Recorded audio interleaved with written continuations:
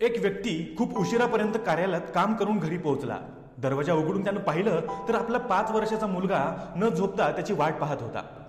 दरवाजातून आत शिरताच त्याचा मुलगा म्हणाला, बाबा, काय मी तुम्हाला एक प्रश्न विचारू शकतो का? हा हा, विचार ना, काय झालं? बाबा त्याला म्हणाले. मुलगा म्हणाला, बाबा, तुम्ही एका तासामध्ये किती पैसे कमवता?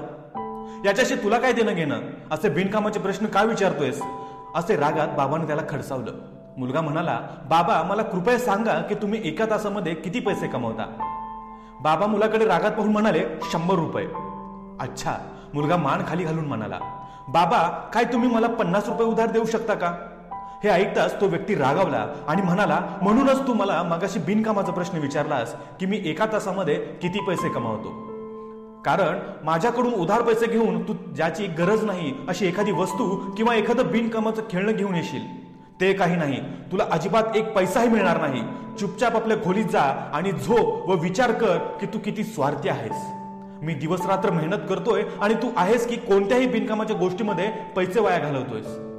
तो व्यक्ती अजूनही रागात होता आणि विचारात सुद्धा होता की त्याच्या मुलानं असं करण्याची हिंमत कशी केली. पण एक अर्धा तास झाल्यानंतर तो व्यक्ती शांत झाला आणि विचार करू लागला की त्याच्या मुलानं खरंच कोणत्या तरी महत्वाच्या कामासाठी पैसे मागितले असतील का? कारण याआधी त्यानं अशा प्रकारे कधीच पैसे मागितले नव्हते. तो व्यक्ती उठून आपल्या मुलाच्या खोलीमध्ये गेला आणि म्हणाला की काय तुझी झोप लागली आहे का? नाही, असं उत्तर मुलानं दिलं. व्यक्ती म्हणाला, उगीच मी तुला ओरडलो, कारण दिवसभर काम करून मी खूप दमलो होतो. मला माफ कर, हे घे तुझे 50 रुपये. असं बोलत त्या व्यक्तीनं आपल्या मुलाच्या हातावर 50 रुपयांची नोट ठेवली. धन्यवाद बाबा, मुलगा म्हणाला. पैसे घेत खुश होऊन म्हणाला आणि ताडकन उठून आपल्या कपाटाच्या दिशेने गेला. कपाटातून त्यानं खूप शिक्के काढले आणि मोजू लागला. ते पाहून तो व्यक्ती खूप रागवला आणि म्हणाला, जर तुझ्याकडे अगोदरच इतके पैसे होते तर तू माझ्याकडून का मागितलेस? मुलगा म्हणाला, माझ्याकडे पैसे कमी होते परंतु आता पूर्ण आहेत. बाबा, आता माझ्याकडे 100 रुपये आहेत. काय मी तुमचा 1 तास विकत घेऊ शकतो का? बाबा, कृपया तुम्ही हे पैसे घ्या आणि उद्या घरी लवकर या. मला तुमच्या बरोबर जेवण करायचं आहे.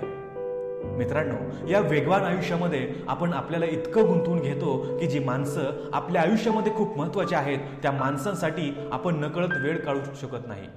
म्हणूनच आपल्याला नेहमी लक्षात ठेवलं पाहिजे की आपली आई, वडील, आपली बायको, आपली मुलं आणि आपले जीवाभावाचे मित्र यांच्यासाठी नेहमी वेळ काढला पाहिजे. नाहीतर एक दिवस आपल्याला पश्चाताप करण्याची वेळ येईल की समाजातील छोट्या मोठ्या गोष्टी कमवण्याच्या नादात आपण खूप मोठं काहीतरी गमावलं आहे. मित्रांनो, हा व्हिडिओ तुम्हाला कसा वाटला हे आम्हाला कमेंट करून नक्की कळवा आणि या व्हिडिओला लाईक, शेअर आणि कमेंट करा. आणि हा व्हिडिओ तुम्ही तुमच्या मित्रमैत्रिणी तसेच नातेवाईकांबरोबर नक्की शेअर करा आणि सगळ्यात महत्त्वाचं सबस्क्राईब करा. पुन्हा भेटूया मित्रांनो अशाच एका भन्नाट व्हिडिओ सोबत. तोपर्यंत जय हिंद, जय महाराष्ट्र, वंदे मातरम.